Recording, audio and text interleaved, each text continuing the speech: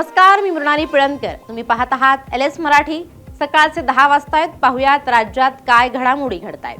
खंडेरायाच्या जेजुरीचा निरोप घेऊन संत ज्ञानेश्वर महाराज पालखी सोहळा वाल्हेकडे प्रस्थान. आज माऊलींची पालखी वाल्ह्यात असणार मुक्कामी. संत तुकाराम महाराजांची पालखी बारामतीच्या दिशेने रवाना.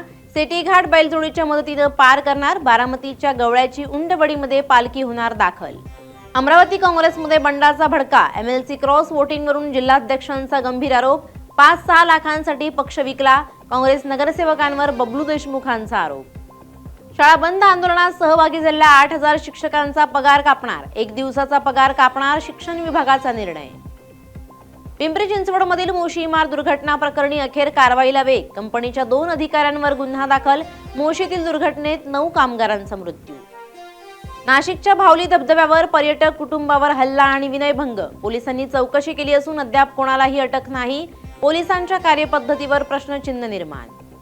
अमरावतीमध्ये 55 लाखांचा प्रतिबंधित गुटखा जप्त. ग्रामीण गुन्हे शाखेची कारवाईनंतर 2 तस्करांना अटक. शिरूरच्या कवठेमध्ये अज्ञात वाहनाच्या धडकेत बिबट्याचा मृत्यू. परिसरातील वाढत्या बिबट्यांच्या वावरामुळे पिंजऱ्यांची संख्या वाढवण्याची नागरिकांची मागणी. यवतमाळच्या पळसोनी गावात बांधकाम साहित्य ठेवण्याच्या वादातून 2 गटात हाणामारी. पोलीस ठाण्यात गुन्हा दाखल. पुढील तपास पोलिसांकडून सुरू.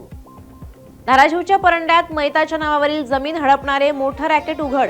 शासकीय राजपत्रात नाव बदलून उभा केला तोतया मालक. पोलीस ठाण्यात 4घांवर गुन्हा दाखल. या होत्या आताच्या घडीच्या काही महत्त्वाच्या बातम्या. अशाच महत्त्वाच्या बातम्यांसाठी तुम्ही पाहत रहा LS मराठी.